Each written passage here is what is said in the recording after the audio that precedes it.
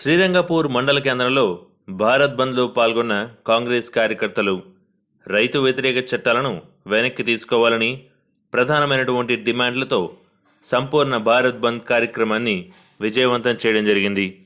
ఈ కార్యక్రమంలో శ్రీరంగపూర్ మండల జెడ్పీటీసీ మరియు వనపర్తి జిల్లా కాంగ్రెస్ బీసీ విభాగం అధ్యక్షుడు రాజేంద్ర ప్రసాద్ యాదవ్, కంబాల్పూర్ ఎంపీటీసీ ఎల్లస్వామి, అశోక్, జిల్లా ఎస్టీ విభాగం అధ్యక్షుడు బలరాం నాయక్, శ్రీరంగపూర్ గ్రామ కాంగ్రెస్ పార్టీ అధ్యక్షుడు బి గోవింద్, రామచందర్, బి విష్ణు మరియు రైతులు గొల్ల గంగన్న, పుల్ల రంగన్న, బొలిమని వెంకటేష్, పిల్లి కండ్ల వెంకటయ్య తదితరులు పాల్గొనడం జరిగింది.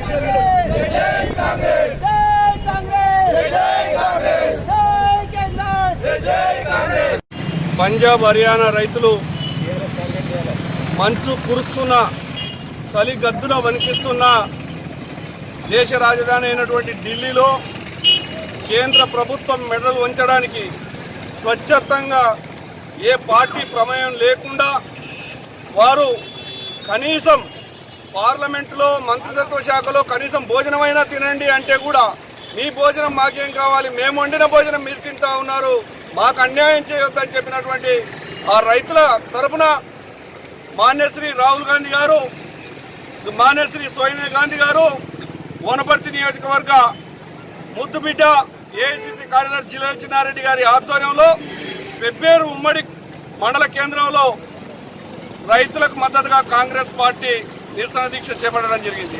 ఉన్నటువంటి రైతులు ఎక్కుతా ఉంటే ఒక పక్క టీఆర్ఎస్ పార్టీ ఏదైతే ఉందో ఉనికి కోనిపోయే పరిస్థితి దగ్గరికి వచ్చిందని దొంగ అన్నట్టుగా ఉన్నది.